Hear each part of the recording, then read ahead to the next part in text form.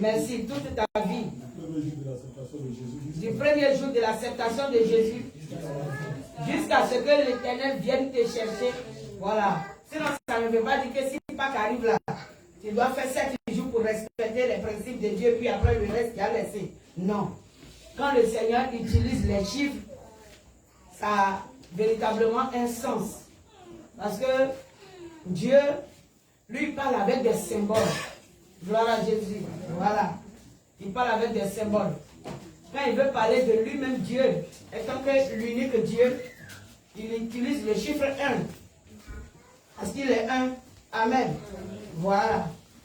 Donc, quand on veut parler du Fils, on utilise le chiffre 2, parce qu'après le Père, vient le Fils. Amen. Ça, c'est sur le plan spirituel. Et quand on utilise le chiffre 3, on fait allusion au Saint-Esprit. Amen. Voilà. Le Père, le Fils et le Saint-Esprit. Pourquoi 3 est le chiffre de l'Esprit? C'est aussi véritablement le chiffre de l'assistance. Bon, je ne vais pas rentrer dans les chiffres. Voilà, sinon, on va aller à beaucoup de chiffres jusqu'au chiffre 12. Quand le Seigneur utilise le chiffre 12, voilà, il y a ce que Dieu dit par là. C'est quoi? Le chiffre de la fondation. Fondation. Amen. Voilà. Ok. Etc. etc. Quand il utilise le chiffre 5, en Apocalypse, tous ces chiffres-là sont là.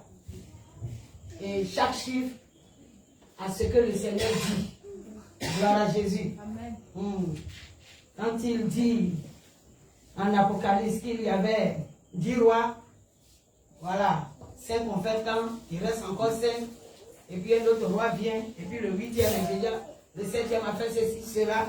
Tout cela a une signification. Ça ne veut pas dire qu'il est en train de compter 1 roi, 2 rois, 3 rois, jusqu'à 7 rois. Je te dis combien de rois sont disqualifiés. Non. Le Seigneur utilise ces symboles-là pour nous parler. Donc si tu ne connais pas les profondeurs des symboles, il est difficile que tu comprennes la parole de Dieu. La parole de Dieu, c'est un livre qui est très voilé, c'est prophétique au fait. C'est prophétique. Et sans l'Esprit de Dieu, tu ne peux avoir la révélation de toutes ces prophéties. Regardez comment nous avons étudié Apocalypse 12. Comment tu pouvais comprendre dans toutes ces recommandations que Dieu a données aux Israélites, que voici ce que signifiait le pain, voilà ce que signifiait le levain, voilà ce que signifiait l'agneau, voilà ce que signifiait le sang, etc. etc. C'est pas facile. En lisant, sur un plan charnel, toi tu vois seulement un animal qu'ils ont tué et qui t'a dit que le jour-là ils ont mangé quoi. Yeah. Ouais. Tu peux te dire que mes soeurs ils ont mangé. Pourtant, ce n'était pas question de nourriture en tant que telle. Amen. Le Seigneur, cette nuit-là, n'était pas en train de nourrir Israël. Mais il était en train de faire quoi? De délivrer Israël de la servitude. Gloire à Jésus. C'est pourquoi l'agneau avait son symbole. Et le feu avait aussi son symbole. Alléluia. Et nous avons vu que le feu était la parole de Dieu. Gloire à Jésus. Et que toute personne sauvée de l'Égypte, l'Égypte signifie quoi? Le monde, n'est-ce pas? Voilà, l'Égypte est comparée au monde aujourd'hui. Donc, toute personne sauvée de l'Égypte par la puissante main du Saint-Esprit doit s'imprégner dans la parole de Dieu. Si tu ne t'imprègnes pas dans la parole, tu ne peux être agréable au Seigneur. Gloire à Jésus. Donc, décider de s'imprégner dans la parole de Dieu, c'est aussi une décision d'accepter les épreuves sur la terre. Non, ça c'est obligé. La Bible nous dit, celui qui veut vivre pieusement pour Christ sera persécuté. Donc ça là, c'est inévitable. C'est inévitable. Quelle que soit la famille à laquelle tu appartiens, quel que soit le pays auquel tu appartiens, quels que soient les amis que tu as, le jour que tu vas prendre la décision de t'imprégner, de te plonger, d'être baptisé dans la parole, c'est le jour là que tu vas voir que déjà mes parents ne sont pas mes parents et que mes amis ne sont pas mes amis. Oui. Pharaon pouvait dire à Moïse, non, vous les hommes, allez adorer. Et puis vous pouvez laisser les femmes et les enfants. Donc, tant que vous les hommes, vous partez adorer, et que vous laissez vos femmes et vos enfants à la maison, Pharaon ne dit rien. Aller adorer et puis laisser sa femme et ses enfants signifie quoi? Ça signifie quoi? Qu'est-ce que ça voudrait dire sur le plan spirituel? Ne lisez pas la parole de Dieu avec une compréhension charnelle. Lorsque vous êtes en train de faire la lecture, entrez en esprit. Pharaon a dit à Moïse, vous les hommes, allez-y adorer, laissez vos femmes et vos enfants. Ça voudrait dire quoi? Il y avait plusieurs mains levées. Ça voudrait dire quoi? Ah, Fabrice. Accepter Dieu à moitié. Accepter à moitié. Mais est-ce que Dieu, on peut l'accepter à moitié? Va adorer. Laisse ta femme et tes enfants. Regarde un peu. Une femme dans la vie d'un homme, c'est quoi?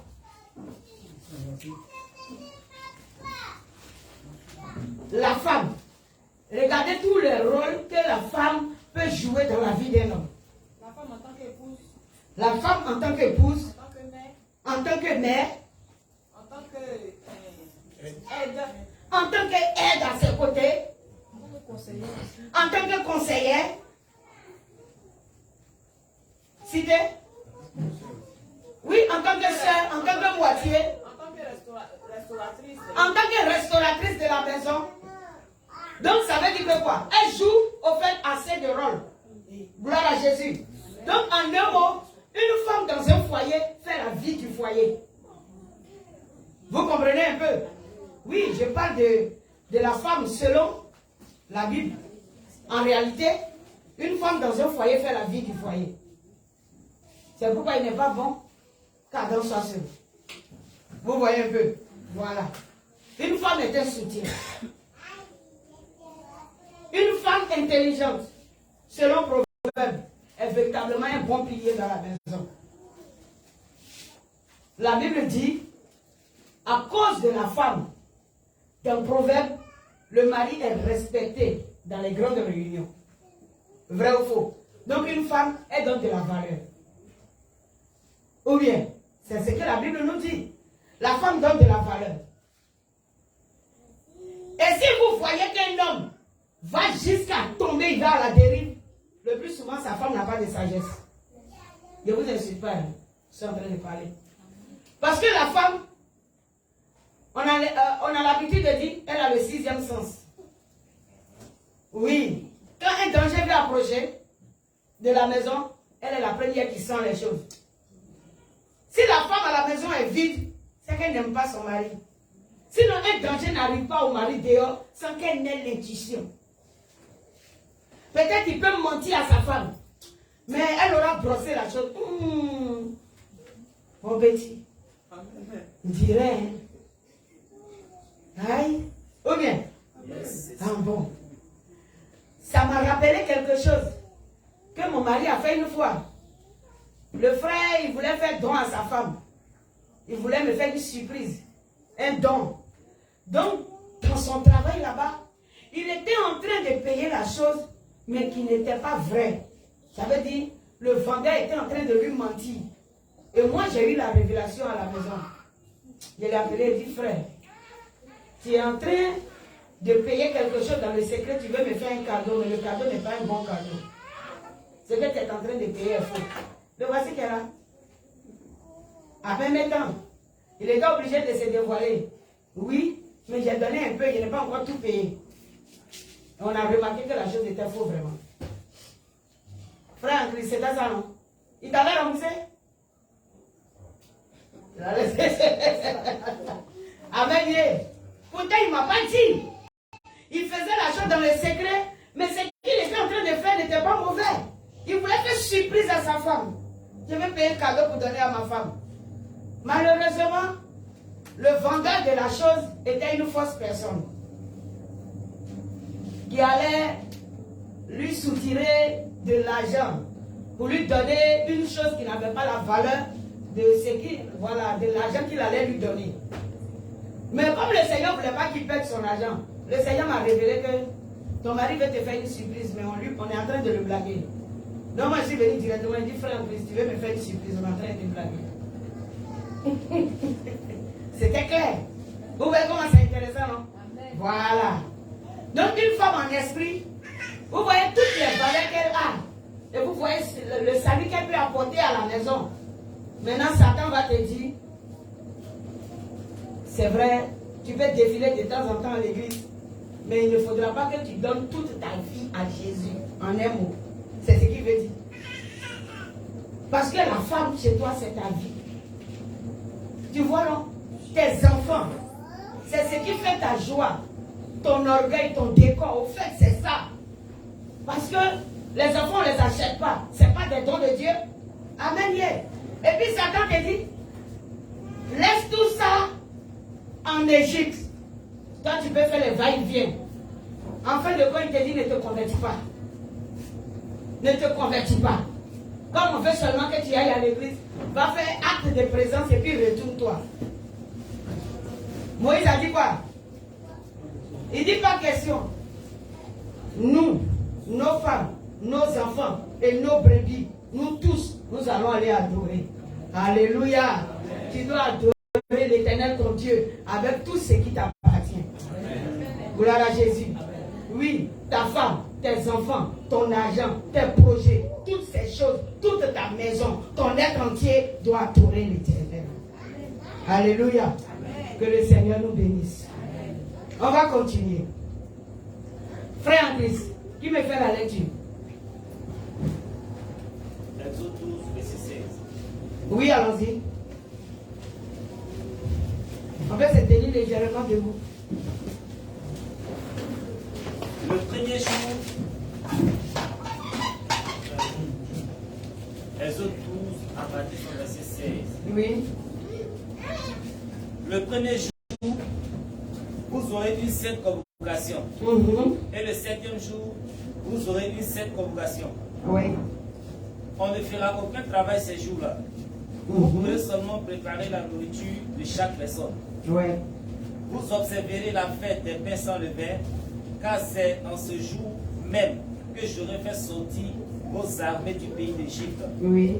Vous observerez ce jour comme une loi perpétuelle pour vos descendants. Le premier mois, le 14e jour du mois, au soir, vous mangerez des pains sans levain jusqu'au soir du 21e jour.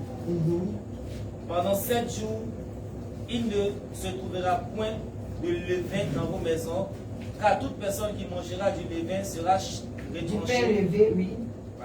Du pain levé sera retranché de l'assemblée d'Israël, que ce soit un étranger ou un indigène. Verset 20. Vous ne mangerez point de pain levé dans toutes vos demeures. Vous mangerez des pains sans levain. Moïse appela tous les anciens d'Israël et leur dit, allez prendre du bétail pour vos familles et immoler la Pâque. Amen. Amen. Gloire à Jésus. On va s'asseoir et puis on va continuer. Voilà, Moïse a donné les recommandations telles que l'Éternel le lui a données.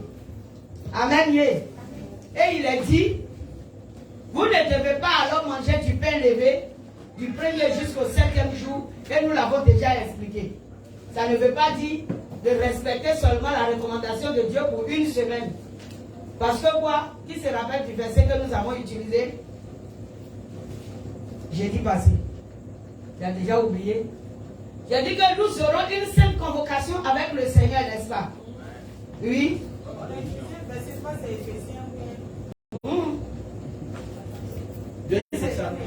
Merci. Vas-y.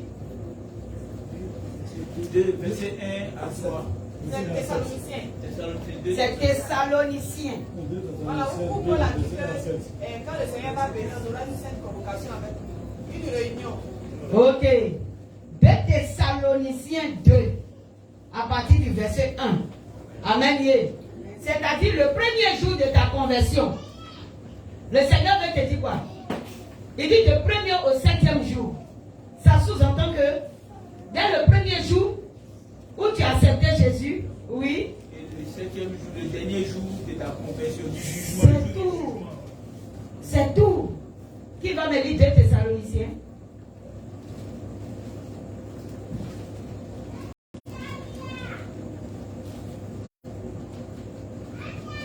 Qui va me lire 2 Thessaloniciens? À partir du verset 1.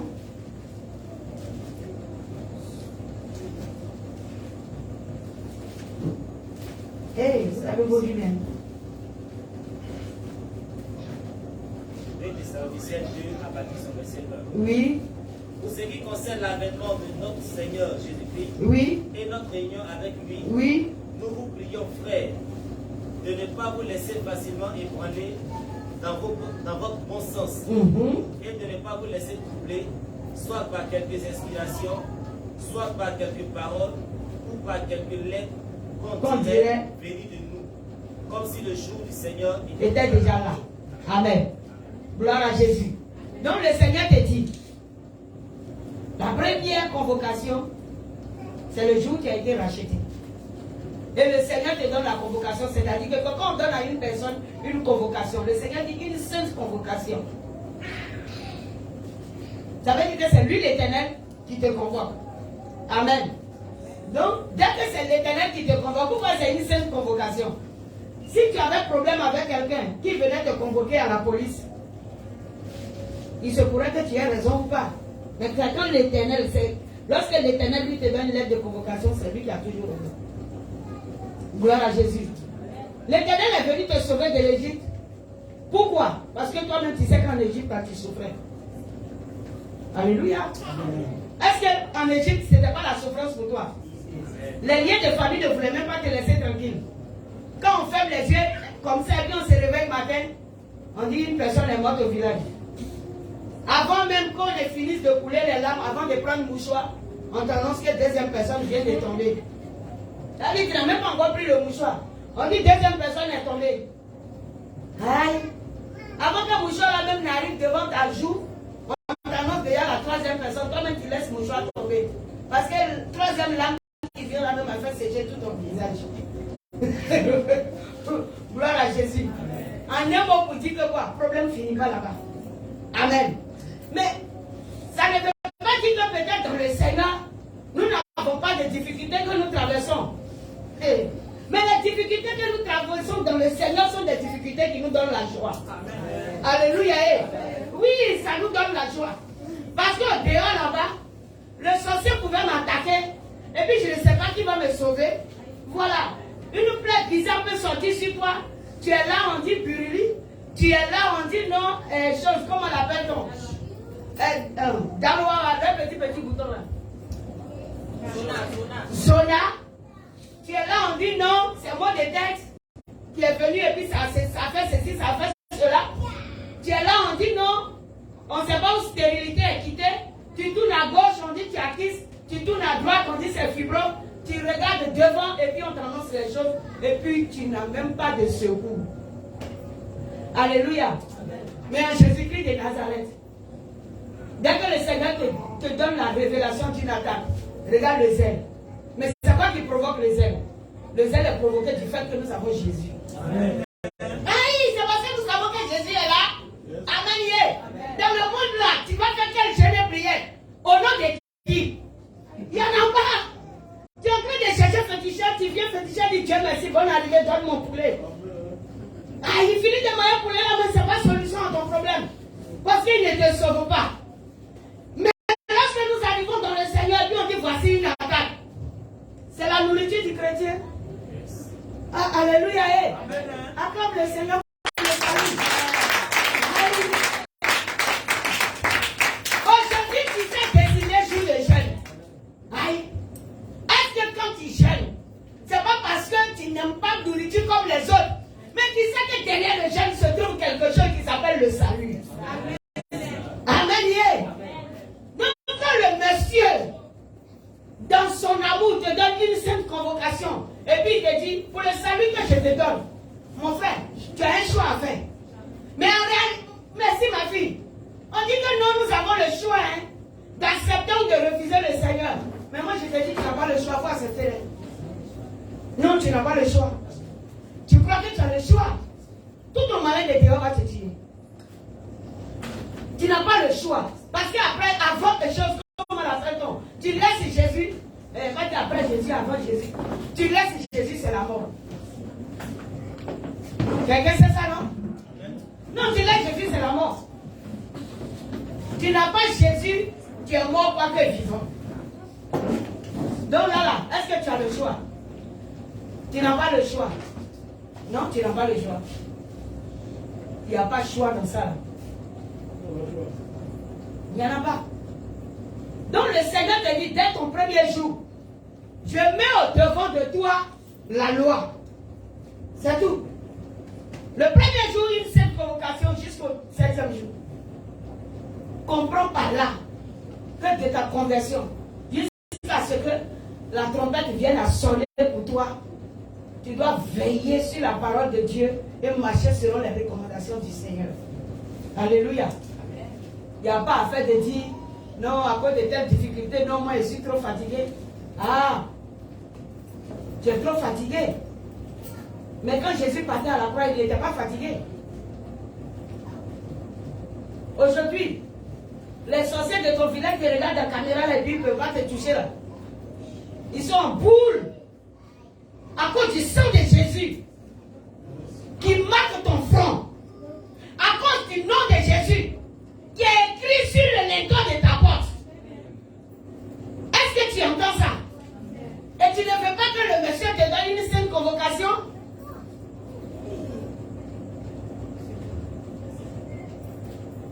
Est-ce que tu comprends la convocation?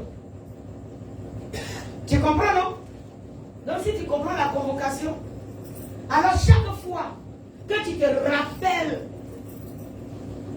du sacrifice de la Pâque, retourne rapidement en toi-même. Rien ne doit t'empêcher de comprendre la mort de Jésus-Christ de Nazareth pour toi. Même pas une vie de solitude. Tu peux dire non, ça fait des années, je ne travaille pas. Moi, je suis découragé. Ma chère, il ne faudra pas que ton découragement t'enlève Christ, toi. Arrange-toi. Que rien ne vienne à t'enlever Christ. Amen. Parce que le découragement que tu as dans le Seigneur, là, je pense que même dans le découragement, ça là, tu es encore protégé. Donc pour le monde, là, c'est fini. Hein. Est-ce que quelqu'un comprend? Je préfère quand Jésus et puis je n'ai pas l'argent. C'est très mieux. Ah ben oui. C'est intéressant, hein? C'est mieux. C'est encore plus intéressant. Ah, les deux sont différents. Gloire à Jésus. Amen. Il y a des personnes qui n'ont pas expérimenté. Ils n'ont pas expérimenté. Vous voyez, c'est ce qui a fait un peu l'erreur d'Adam. Adam n'avait pas expérimenté dehors. Quand le Seigneur a soulevé Adam, la Bible dit qu'il l'a déposé dans un délice. Donc Adam n'a pas passé par épreuve avant de rentrer dans un ministère quelconque. Est-ce que quelqu'un me comprend? Amen. Oui. Ça veut dire que Dieu, quand il avait choisi le premier homme, Adam, c'était un serviteur. Et la Bible nous dit que Dieu lui a confié une mission. Et le Seigneur dit dans cette mission, voilà ce qu'il y a à faire, puis voici ce qu'il ne faut pas faire. Gloire à Jésus. Amen. Adam n'a pas souffert pour avoir tout ce qui l'entourait. Il n'a pas été chose, comment l'appelle-t-on? Il n'a pas été celui-là qui a travaillé pour acquérir la chose. La Bible dit, le Seigneur a tout organisé. Et puis il a pris Adam, il l'a déposé dans le délice. Éden signifie délice. Il a déposé Adam dans le délice. Donc Adam n'a pas vu un peu la souffrance de dehors. Il est tombé en même temps. On dit on a fini de construire l'église. On a mis les chaises. On a payé les instruments, tout et tout. Et puis ils ont rempli les fidèles au milieu. Et puis on dit il faut venir, tu vas être pasteur. Tu t'en fous de la. Tu n'as pas la peine de brebis. Aïe. Ah. Tu ne sais pas. Et puis on a tout organisé. Tu as une villa de 4 chambres salons. Tu vois, et puis chaque fin du mois, on te dit voici 500 000, 600 000. Ça descend seulement. Et puis on dit bon, tu prends seulement la Bible là, et puis tu viens nous prêcher la parole. C'est terminé. Mais voilà ce qu'il ne faut pas dire. Tu vois, c'est un peu comme ça la vie d'Adam. Adam n'a pas eu de difficulté à dire je suis sorti pour aller prêcher. Il n'est pas sorti pour aller prêcher. Non, non, non. Adam n'est pas sorti pour aller prêcher. Je vais vous mélanger le soir là. Hein. Je suis en train de vous mélanger la tête. Alléluia. Amen. Adam n'est pas sorti pour aller prêcher. La Bible dit que dans le jardin, il se trouvait toutes sortes d'arbres là-bas.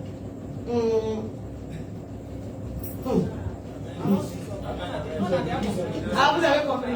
Ce que les oreilles comprennent, c'est que l'esprit dit à l'église. Amen. Et puis il y avait des animaux aussi de toutes sortes. Yes. Restez là. Oui, il y avait des animaux de toutes sortes. Il y avait des arbres de toutes sortes. Adam mangeait les animaux. Amen. Ah ouais. Tout se passait comme ça. Gloire soit rendue à Jésus. J'ai fait, mais c'est une parenthèse, j'ai ouverte. Voilà, je ne veux pas rentrer dans les profondeurs. Ça, avec les appelés, j'irai rentrer dans les profondeurs là-bas. Mais c'est que ceux qui ont les oreilles ont compris un peu ce que je suis en train de dire. Gloire à Jésus. Donc, il n'a pas lutté, il n'a pas mené une lutte. C'est pourquoi il a pris plaisir à écouter Ève. Il a pris plaisir à écouter Ève. Le gars, il était trop à l'aise. Mais quand le Seigneur a fermé la porte des délices, le jardin d'Éden, il a dit que Jésus a fermé le jardin, non? Et puis il a mis qui devant? Il a mis les chérubins. Est-ce que quelqu'un comprend les profondeurs? Regardez dans le sacerdoce de Moïse, où se trouvait le chandelier, le propitiatoire. Il y avait quoi dessus? Le chérubin garde toujours la parole de Dieu. Le délice dans lequel Adam était, ce n'était pas un lieu clos. Amen. Ouais. Vous êtes en train de comprendre. Amen. Un peu, acclamez-moi Jésus. Moi, je vais un peu. J'ai quitté là-bas, sinon ça va fatiguer le peuple. Amen. Amen. Donc, une seule convocation. Le Seigneur t'appelle à marcher dans ses recommandations. En tout cas, Moïse a obéi à cela. Et Dieu nous dit que quoi? Nous devons faire cela. Nous devons faire cela toute notre vie. À perpétuité, en l'enseignant à qui? À nos descendants. Ton enfant naît, tu es dans le Seigneur, tu mets ton enfant au monde. On ne devait pas trouver normalement ta fille demain en pantalon dans les boîtes de nuit avec des gens inconvertis. Normalement. Oui. Parce que l'Israélite doit enfanter l'Israélite. Amen. Hein? Quelqu'un comprend ça? L'Israélite enfante l'Israélite. Donc tu es ivoirien. Nationalité de ton enfant, c'est quoi? C'est ivoirien. Mais on est israélite. Et puis nos enfants naissent. Et puis demain ils deviennent égyptiens. Ah, vous le dites. On fait comment? Pour que demain les enfants deviennent égyptiens. Quelle est la nature que tu as montrée à l'enfant? Quel est l'enseignement que tu as apporté à l'enfant? Enseigne à l'enfant la voie qu'il doit suivre. Qu'est-ce que tu lui as apporté comme enseignement pour que demain il devienne égyptien? Est-ce que c'est normal? C'est déjà un péché. Oui, c'est un péché. C'est échec même. Parce que chaque foyer chrétien aujourd'hui est une église. Chaque foyer chrétien est une église pour Jésus. Papa, maman, les enfants, c'est une église. Alléluia. Et chaque responsable dans l'église, c'est-à-dire le père et la mère, doivent jouer le rôle que Jésus veut que chacun joue dans la vie des enfants. Parce que vos enfants sont vos premiers fidèles. C'est pas le fait d'être à la chair ici qui signifie que nous sommes responsables de Jésus. On peut être derrière la chair et être un irresponsable. On peut être irresponsable derrière la chaîne. Parce qu'en réalité, nous disons que nous sommes appelés.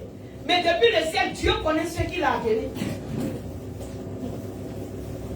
Dieu connaît ceux qu'il a appelés. Jésus connaît ses serviteurs. Donc quelqu'un peut se retrouver derrière la chaîne ici. Il y a des gens qui viennent dans les églises et puis parce qu'ils ont les moyens financiers, on les met derrière la chaîne. Ils ne nous disent rien de bon. Mais le pasteur a besoin de leur poche.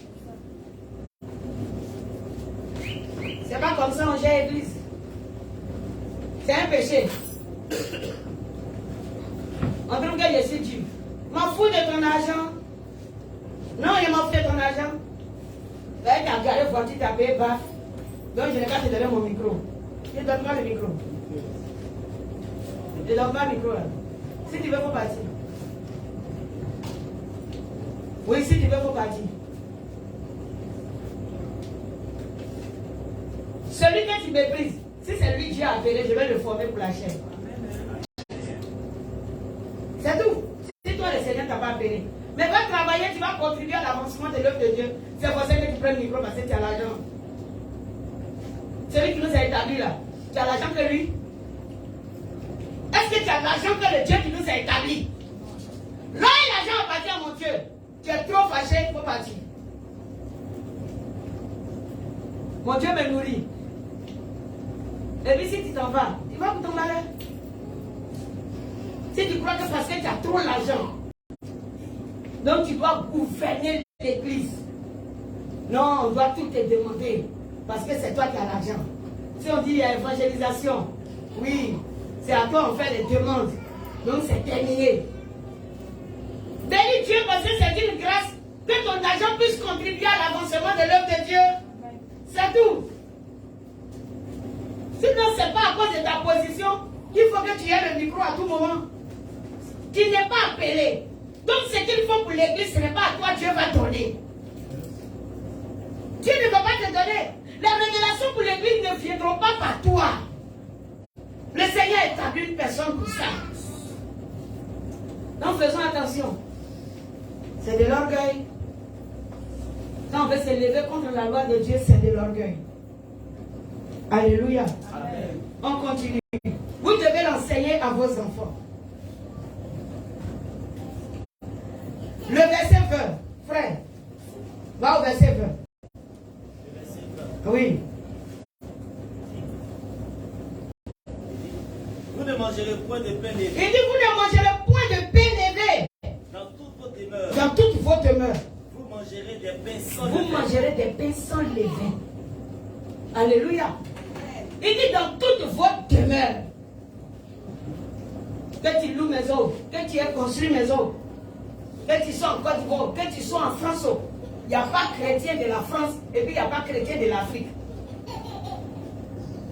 Ouais, le plus souvent, quand on prêche la parole de Dieu, qu'on arrive dans le centre de dépouillement, il y en a qui disent, mais eux qui sont en Europe là, ils font comment? Eux qui sont en Europe là, ils doivent faire selon la parole de Dieu.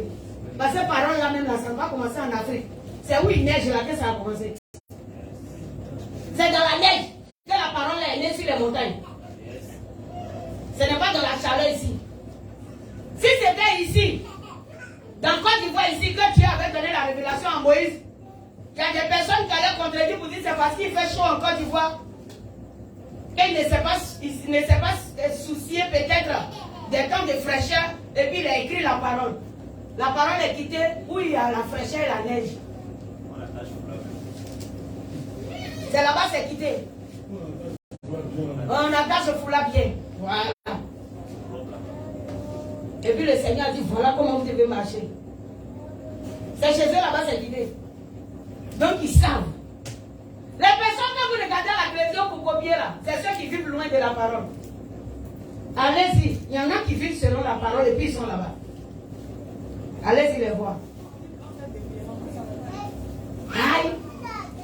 Blanc fait dépouillement propre. Les gens pensent qu'ils ne font pas. Va faire. Va les trouver, tu vas voir.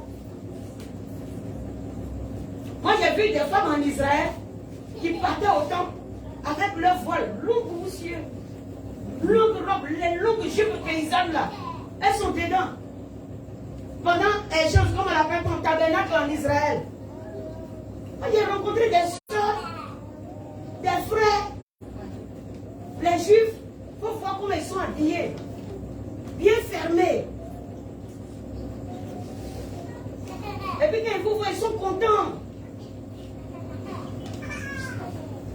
Ils sont animés de joie. Ils sont en train de parler de la parole de Dieu, comment le Seigneur va rassembler tous ses enfants de toutes les couleurs et puis ils ont de la joie. Malgré que les cheveux les beaucoup sur la tête, elles ont leur voile là-dessus. Vous dites quoi? On y a vu ça en Israël? C'est pas faux. Maintenant en Israël aussi, on a vu nos soeurs africaines qui sont parties. À la fossile là ici. Et puis au lieu d'aller écouter le message, elles ont leur argent, elles prennent une valise pour payer des bijoux remplis. La débauche se trouve dans tous les pays. Sinon que on nous a parlé de Jézabel dans la Bible là. C'est pas ici en Afrique Jézabel a commencé. C'est là-bas, non? Ah bon. La reine de Babylone, là, c'est ici. Ça a commencé. Donc il y a tout. Entrez dans la parole de Dieu. Vous allez voir que tout ce que nous voyons dans le monde n'est pas seulement qu'en Afrique, ça chez eux là-bas aussi. Et si ce n'était pas là-bas, comment est-ce que la parole de Dieu pouvait décrire toutes ces choses? Amen. Et les contestations sont aussi écrites. Façon que dans l'église, dans le monde chrétien, au milieu des Israélites, les gens contestent contre la parole de Dieu. Ce n'est pas aujourd'hui que ça a commencé. Donc, va lire pour savoir dans quel côté en réalité tu es selon la parole de Dieu. Est-ce que tu es parmi ceux qui contestent ou tu es parmi ceux qui adorent véritablement?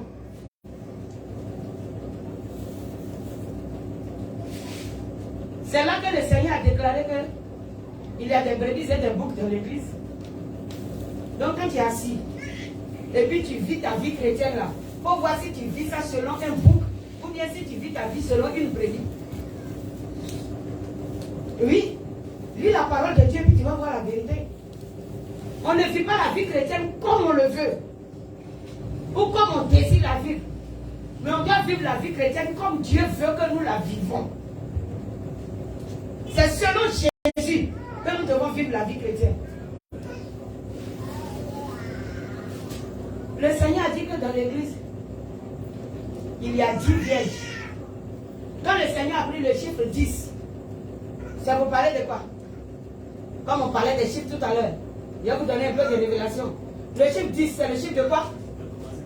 Le chiffre de quoi? Oui, de l'obéissance. 10, c'est le chiffre de l'obéissance.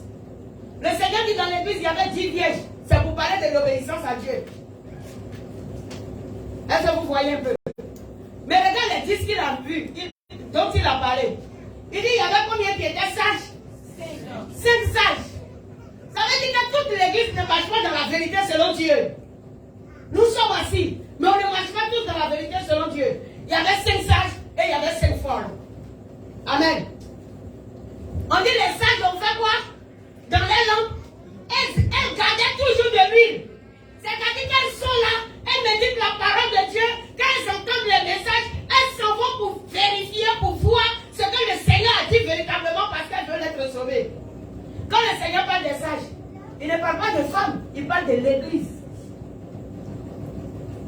Il parle de l'église. Parce que quand certaines personnes lisent cela, ils voient comme des filles en robe blanche en train d'aller chercher pétrole en ville. C'est pas ça. Le Seigneur parle de l'église. Que tu sois homme, que tu sois une fille, que tu sois masculin ou féminin. L'église c'est le symbole d'une épouse. C'est tout. L'église est le symbole d'une épouse. Il dit les sages avaient de l'huile dans les lampes. L'huile c'est quoi? L'huile c'est la connaissance. C'est tout. L'huile c'est la connaissance. C'est pourquoi lorsque le Seigneur décrit le chandelier, il va parler des 2 oliviers. Parce que les oliviers produisent quoi? L'huile d'onction. Et c'est l'huile qu'on met où? Dans les lampes. Pourtant le chandelier a 5 lampes. quoi cette lampe? Les 7 esprits qui sont devant le trône de l'Éternel. Va dans la parole, tu vas voir. Dans l'Apocalypse, il est là. Les 7 lampes. Le chandelier a 7 lampes.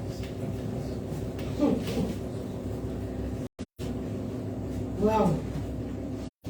Amen. Et l'huile ne doit pas manquer dans la lampe. Si l'huile manque dans la lampe, qu'est-ce qui se passe? Elle va s'éteindre. Amen. Yeah. Mais la lampe c'est quoi? La lampe c'est quoi? La lampe c'est quoi? Oui. Oui, c'est ta vie.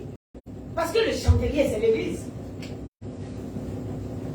La lampe c'est toi. Et l'huile c'est quoi? C'est la parole de Dieu. Ça ne doit pas manquer. Ça veut dire que cette vérité-là, tu dois la vivre au quotidien. Jour et nuit. Tu dois vivre la vérité biblique. Mais quand tu n'as pas cette révélation, tu es en train de lire le chandelier, alors tu as l'image d'un objet là, dans lequel les gens faisaient l'huile, tu ne vois même pas que Dieu est en train de parler de toi en parlant du chandelier dans la Bible. Tu ne vois pas qu'il parle de toi. C'est ça le problème. Et c'est parce que tu ne sais pas qu'il s'agit de toi, que tu ne sais pas comment tu dois te comporter, ni comment tu dois vivre. Tu ne sais pas. Parce que tu ne sais pas que ce symbole t'aide. En un mot. Il s'agit de ta personne. On dit les vierges, les sages avaient de l'huile dans leur lampe. Elles s'intéressaient à la connaissance. Pour savoir ce que Dieu veut dans ce temps où je suis. Qu'est-ce que Dieu veut de moi? Qu'est-ce que je dois faire? Hier, j'ai pu obéir jusqu'à la nuit. Et j'ai dormi par la grâce de Dieu. Je me suis réveillé ce matin. Je dois encore obéir jusqu'à la nuit. Et si je dors par la grâce de Dieu, que je me réveille encore demain, je dois encore m'inquiéter d'obéir encore à Dieu. Et chaque jour que je me réveille, cela doit être mon quotidien. L'obéissance à Dieu. On ne doit pas voir dans ta vie de pain levé. On doit voir le pain sans lever. Alléluia. Amen. Amen. C'est très important. Que Jésus soit glorifié. On peut continuer.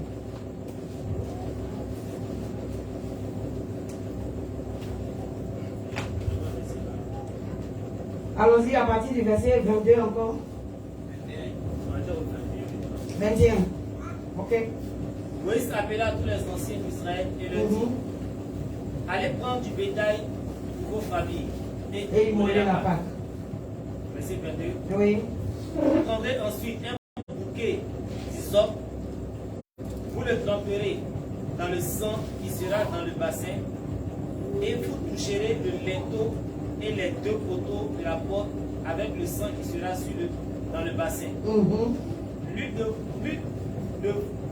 vous ne sortira de sa maison jusqu'au matin. Amen. Vous allez prendre le sang et toucher le linteau et les 2 poteaux. Gloire à Jésus. Est-ce que quelqu'un peut se lever pour me montrer à l'entrée de la porte le linteau et les 2 poteaux? Allez-y toucher. J'ai dit quelqu'un peut se lever. Je n'ai pas dit est-ce que quelqu'un peut indexer.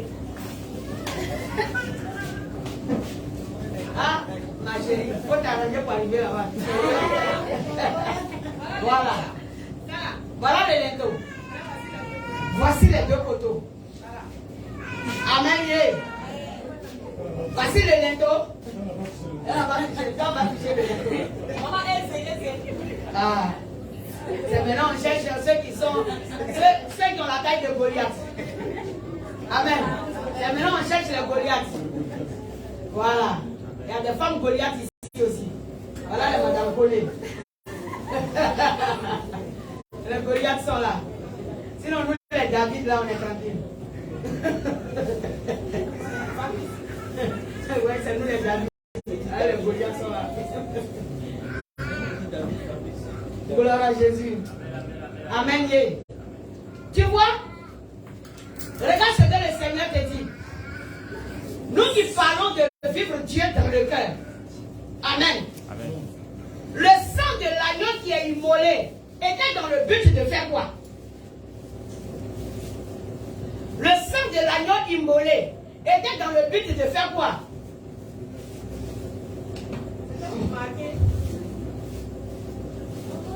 De marquer quoi? C'est pour empêcher l'ange de la mort qui allait passer. Merci! C'était pour empêcher l'ange de la mort qui allait passer. Est-ce que vous voyez? Ça devait empêcher l'ange de la mort de passer. De passer où? De rentrer dans ta maison. Et pour empêcher l'ange de la mort d'entrer dans ta maison, le Seigneur dit de mettre le sang où? Oh, le sang était en train de représenter quoi? C'était le sang de quoi? Jésus. Oh, rien. Saint-Esprit, le sang du rachat. Amen. Parce que le fait d'être épargné, c'est une manière d'être racheté. Est-ce que vous voyez un peu? Donc le sang était en train d'être mis où ça? Sur les linteaux et les deux poteaux. Mais pourtant, toi-même tu vis où? À l'intérieur de la maison. Tu ne vis pas devant la porte. C'est un symbole. C'est un symbole C'est un symbole qui est où? qui est utilisé pour dire que la porte peut représenter. La maison dont il est question ici, C'est la vie. c'est de toi il s'agit. La maison est encore toi. Maintenant, le linteau c'est quoi? Le linteau de la porte c'est quoi? Le linteau et les deux poteaux c'est quoi? C'est quoi? J'ai dit c'est ton physique. Ton physique, ça là que je vois là, c'est ça qui est là. Donc si je ne vois pas que Jésus a sanctifié ce physique, pourquoi tu me dis que l'intérieur est sanctifié? Ce n'est pas l'intérieur que Satan voit pour regarder. Parce que Satan ne connaît pas tes profondeurs. Ce que Satan voit pour t'attaquer, c'est ton dehors d'abord. Si tu es enfant de Dieu, Satan le voit déjà sur ton physique d'abord. C'est à partir de là qu'il commence à craindre s'il doit t'attaquer ou pas. Satan ne rentre pas dans le cœur de quelqu'un. La seule personne qui sauve le cœur, c'est Jésus-Christ de Nazareth.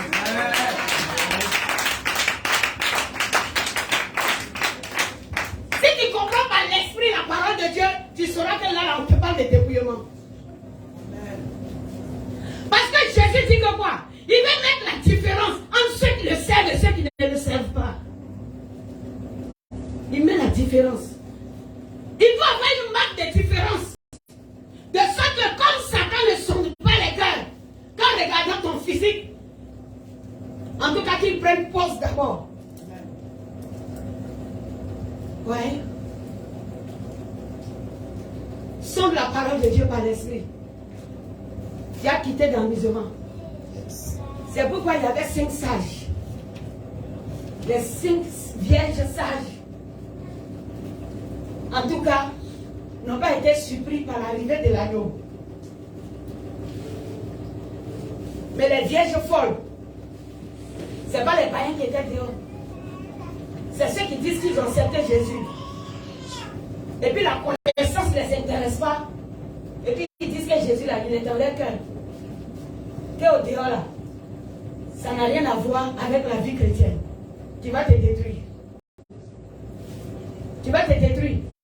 Ce sont les ruses de l'ennemi pour détruire les enfants de Dieu.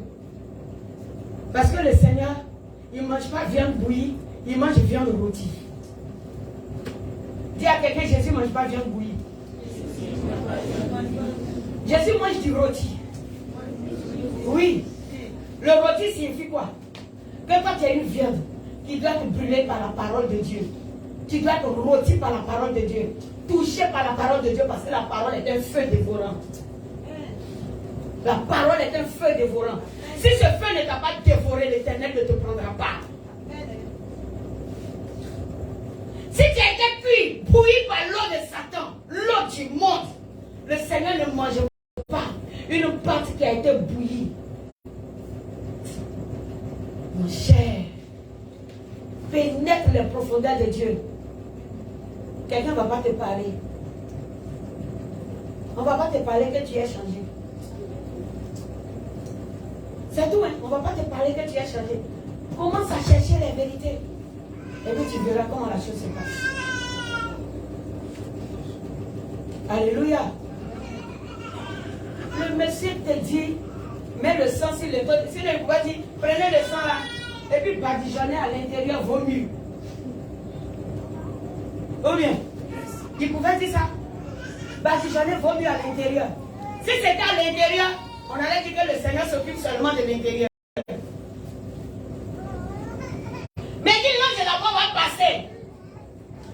Donc toi-même commence à analyser ce qui fait que les échecs ne s'arrêtent pas. C'est parce que le sang n'est pas sur le linteau. Toi qui as pris cuvette, et puis tu as déposé à quelque part dans ton cœur, tu ne fais rien à ça. On n'a pas dû prendre cuvette de sang là, et puis dépose-le à quelque part dans la maison. On dit qu'il faut badigeonner au dehors le linteau et les deux poteaux. Est-ce que quand Satan et les démons te voient en train de traverser un carrefour, est-ce que la vue, la première vue, dit déjà que toi tu es chrétien? Il y a des personnes, quand elles rencontrent dans la rue, on sait qu'ils sont chrétiens. Oui, on sait qu'ils sont chrétiens. Il y a plusieurs personnes, moi j'ai remarqué comme ça. On les voit qu'on sait qu'ils sont chrétiens. Quelqu'un va me dire la Bible ne fait pas le moine. Ok. On reconnaît le moine par son habit. Merci. Mais sinon, on reconnaît aussi le moine par son habit. Les moines du Tibet là, du Tibet oriental là. Oui. On fait les documentaires sur eux là. C'est pas là. Peut-être qu'il y a des personnes qui ont envie de ressembler au moine. C'est en cela que la Bible ne fait pas le moine. Parce que quelqu'un peut tricher le vêtement du moine. Mais c'est bon qu'on triche le vêtement du moine. Mais que le moine ne triche pas le vêtement des insensés. Est-ce que vous comprenez? Que le moine ne triche pas le vêtement des insensés. Quand on voit que, en tout cas, ta manière de vivre ton dépouillement là, vraiment ça donne une belle vie. Est-ce que je ne vais pas adopter ça? Déjà en le faisant, c'est-à-dire en le pratiquant toi-même, en pratiquant la parole de Dieu, tu peux envoyer quelqu'un à copier ton modèle. C'est intéressant. Là, quelque part, la sirène déjà échoue dans la vie de quelqu'un à cause de toi. Parce qu'elle utilise trop ce qui lui appartient dans le monde pour travailler dans la vie des gens. Elle utilise beaucoup. Elle utilise beaucoup. Nous, on est dans délivrance, on rencontre les choses. Tu n'es pas marié, voilà bague de mariage qui se promène sur ta main. Ça, c'est un enseignement que Dieu m'a apporté spécialement. Il dit, lorsque tu n'es pas marié, tu mets une bague de mariage. Il y a un esprit qui va trouver la même bague pour t'épouser sur le plan spirituel. Et à partir de là, tu verras les blocages dans ton foyer. C'est pourquoi si dans le passé, on t'a offert de ces bagues, de ces cordes que tu as mis sur les reins, de ces choses que tu as mis sur le bras, cher, il faut détruire ces alliances-là. Sinon, ce sont des portes d'entrée de l'ennemi dans la vie d'une personne. C'est des portes d'entrée. Oui, on a fabriqué.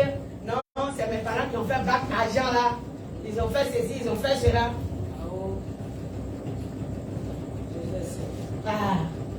Faites attention. Faites très attention. Si tu as connu ces choses-là, brise les alliances.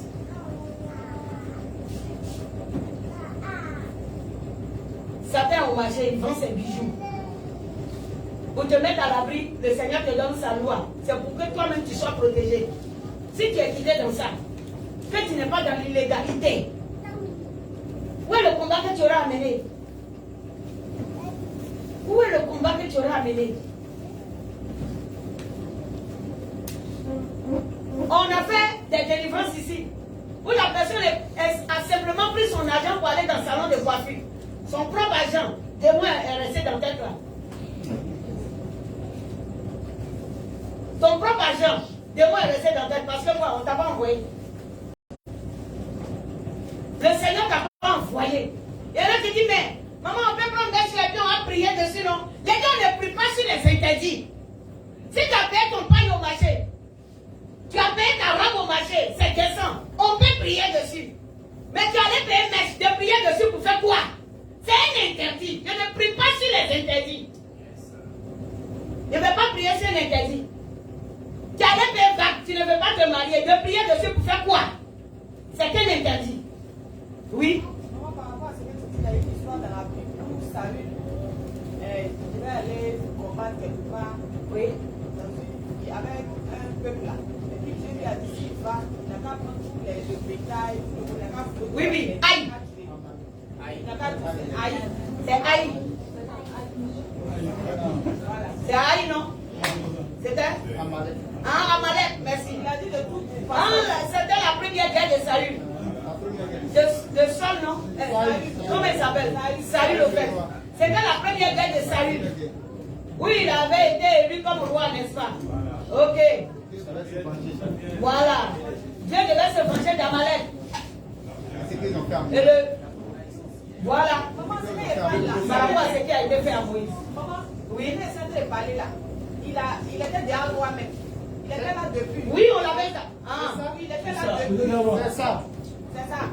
Il était déjà roi. Et puis le Seigneur lui a dit qu'il n'a qu'à fouer tout le monde par interdit. Il n'a qu'à tout fouer par interdit. Il a pris les faux gras. C'est ça. Il C'est a Amalek. conservé le roi. C'est ça. Attends, quelqu'un trouve moi ce passage. Non, c'est Samuel. C'est dans Samuel. 1 Samuel 15. Ouais, les enfants de Dieu, c'est intéressant comme ça. Oui, le fait que tu as trouvé même que c'est dans Samuel. J'acclame le Seigneur pour toi. Amen. C'était Amalek, hein? Voilà, guerre avec les Amalécites. Ok. C'était Amalek, oui. Et Samuel est venu lui demander, mais quels sont ces bêlements que j'entends? Et puis il a dit non. Mais si. Est-ce que vous avez vu comment Saül s'est comporté? Ça veut dire, il y a des chrétiens qui se comportent comme ça aujourd'hui, comme Saül. C'est-à-dire, ils jugent la manière dont ils doivent vivre la vie chrétienne. Le Seigneur dit, voilà ce que moi je veux qu'on fasse. Toi, tu dis non, comment on peut tuer ces gros bœufs, bien tordus. En tout cas, c'est regarde comment les brebis là sont. Il faut voir les femelles là, quand elles bougent, même leur mamelle fait pa, pa, pa. Et puis on a les tuer, pourquoi? Il dit, mais on a besoin de ces choses-là pour faire sacrifice à Dieu. Il y en a qui disent, mais non, en tant que chrétien, on a besoin de nous parler pour le Seigneur. Le Seigneur t'a dit, il va t'apparu.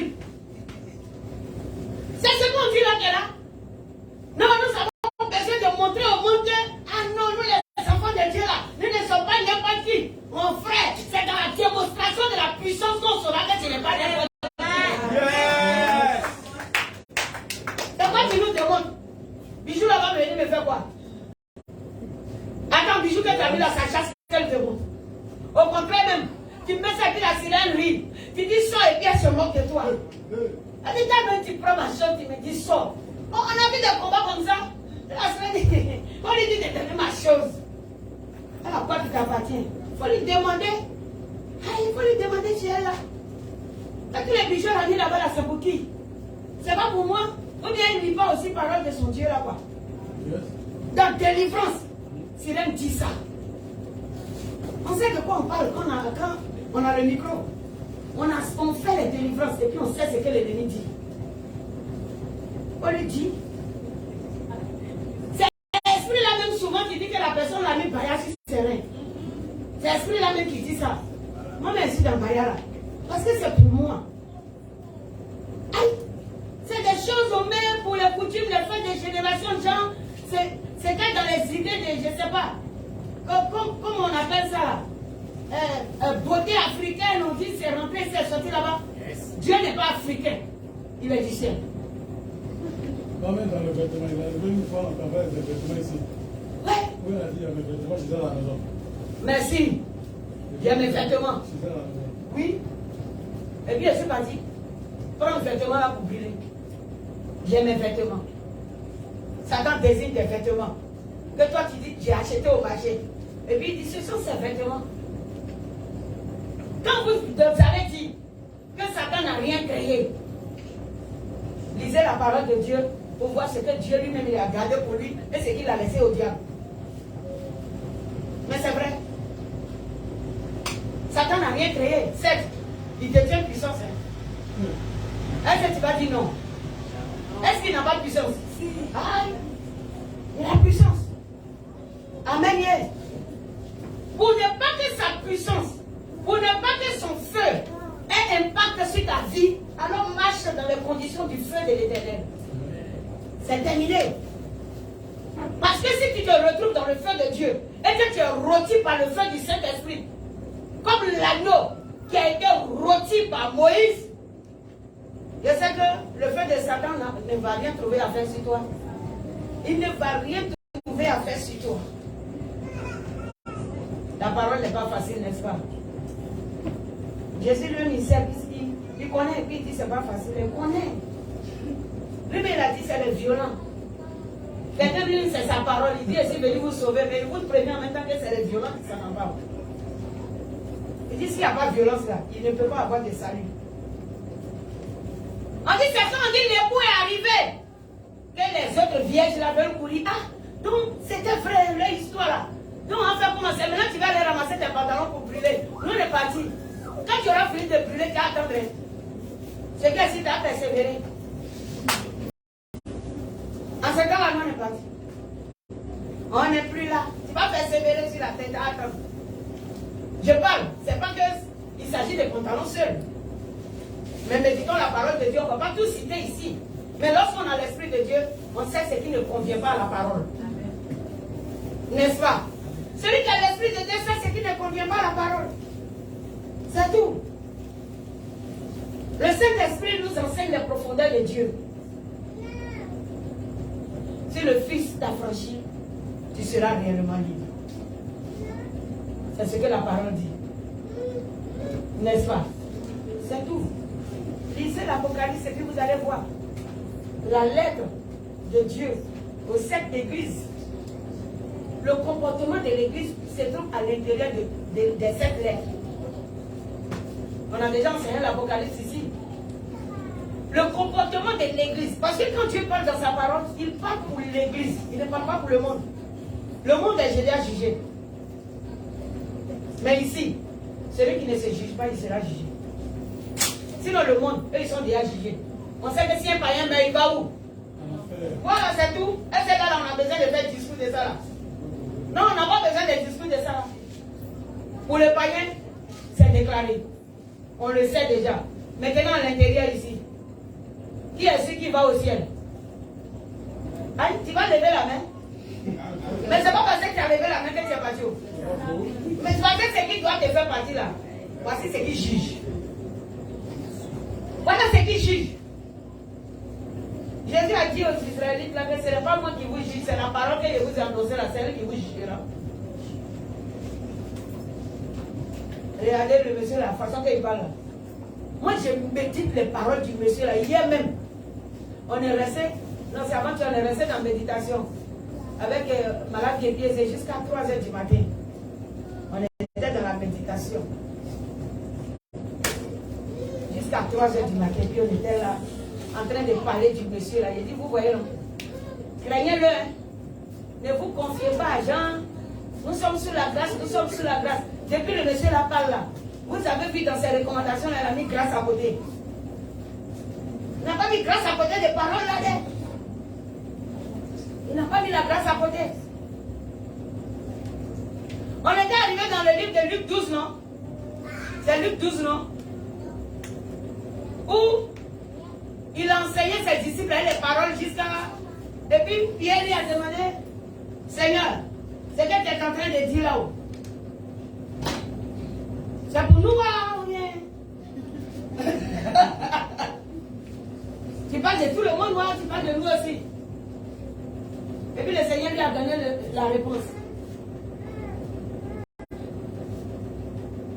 Il dit heureux alors le serviteur fidèle que Dieu viendra trouver en train de faire l'œuvre de son maître, comme son maître l'a dit.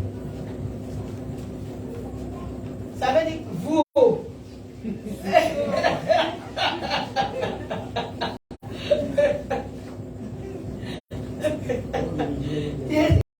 C'est ça, il dit, il faut regarder comment le monsieur a donné réponse là à Pierre.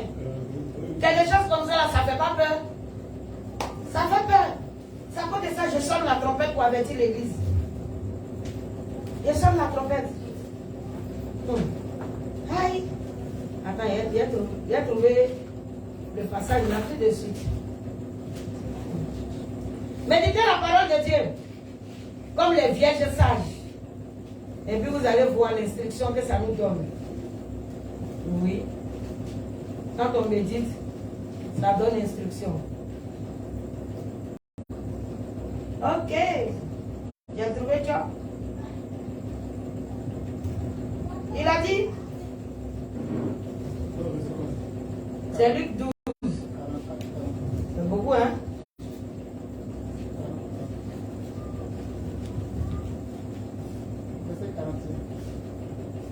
Ouais, c'est le verset 41. Il a dit, ne vous inquiétez pas, ne faites pas ceci. Il a donné toutes les recommandations. Et ne cherchez pas ce que vous mangerez, ce que vous boirez. Ne soyez pas inquiets, car toutes ces choses, ce sont les païens du monde qui les recherchent. C'est-à-dire l'Église lui-même ne doit pas s'inquiéter de certaines choses. Amen.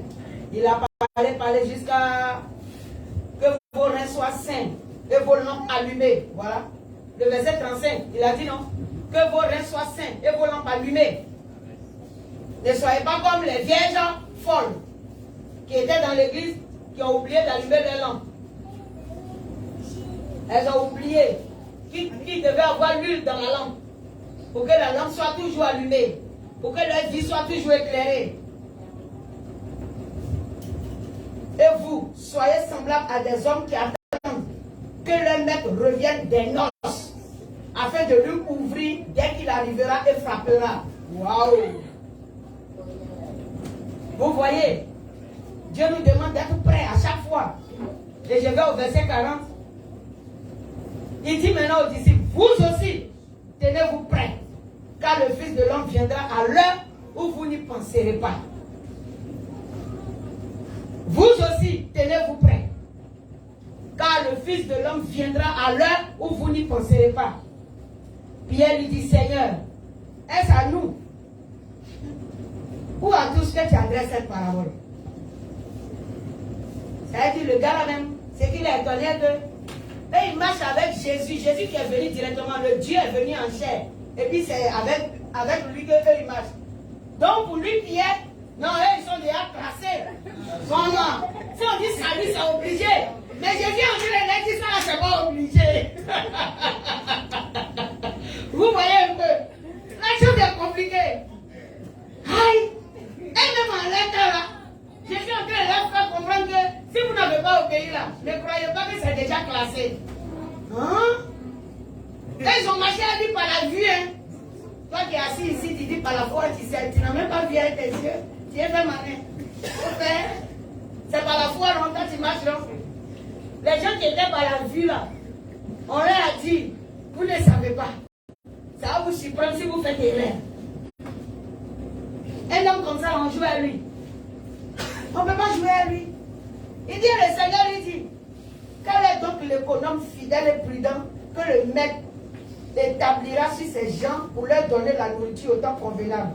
Heureux ce serviteur que son maître à son arrivée couvrira faisant ici. Et puis il continue, hein, il dit, je vous le dis en vérité, il établira sur tous ses biens. Mais si ce serviteur dit en lui-même, mon maître tarde à venir. C'est comme ça l'église est aujourd'hui. Depuis on dit trompette, ça ne sonne pas. Donc chacun vit comme il veut. Mon maître tarde à venir. S'il se met à battre les serviteurs et les servantes, à manger, à boire et à s'enivrer, le maître de ce serviteur viendra le jour où il ne s'y attend pas et à l'heure qu'il ne connaît pas et le mettra en pièces et lui donnera sa part avec les infidèles. C'est-à-dire si tu te comportes mal, tu ne sais pas quand le Seigneur va venir.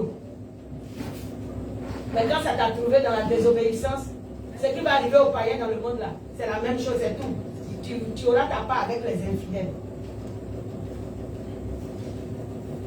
Voilà ce que le monsieur l'a dit. Amen.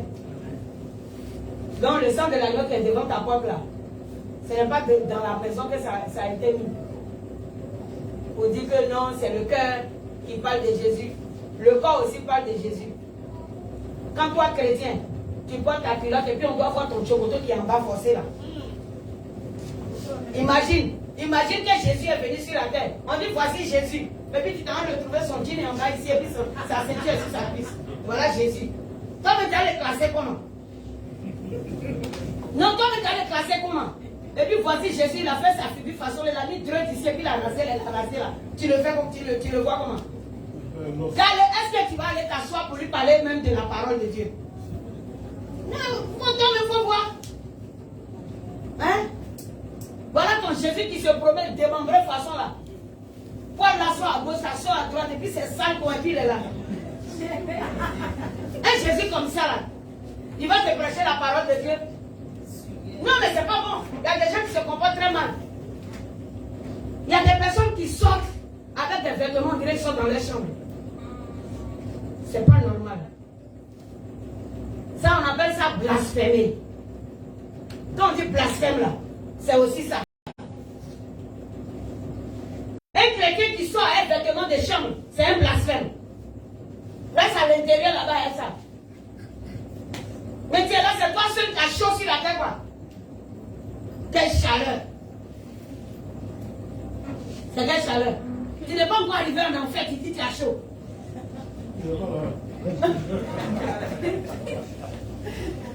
Alléluia. Bien sûr. Il est quelle heure? Je ne vois pas. Hein? 26. Ah, ok. Il n'est pas dépassé. Merci. Ça fait, il va m'arrêter là. Je vais m'arrêter là. On sera à jeudi.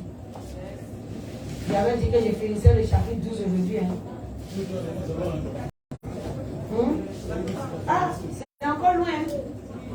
Ah, là, c'est pas ma faute. Mais c'est qu'ainsi, jeudi prochain, on va tomber sur la mort des premiers-nés. Et on va voir pourquoi c'est les premiers-nés qui sont morts. Amen. Vous allez comprendre. Les profondeurs de Dieu sont intéressantes. Que le Seigneur nous bénisse. Est-ce qu'on peut acclamer Jésus?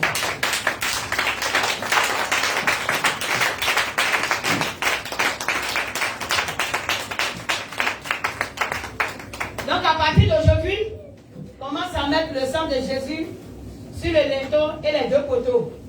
Amen. Voilà. Sinon, il y a beaucoup qui ont soulevé cuvette là et puis ils ont versé le sang là dans leur chambre.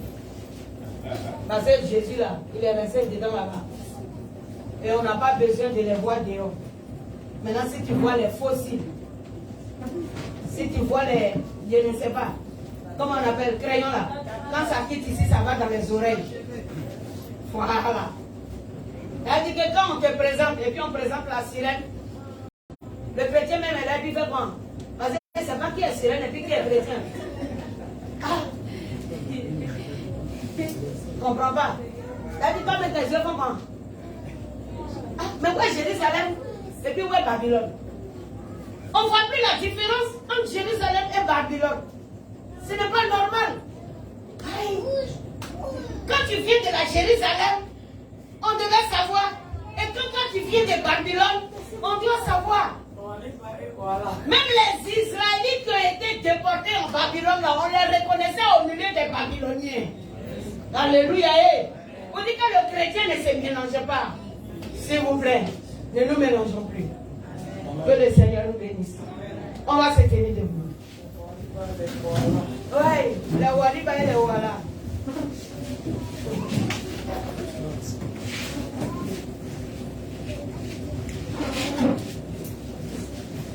Tu vas élever la voix. Et bénis encore le Seigneur. Dis merci à Jésus.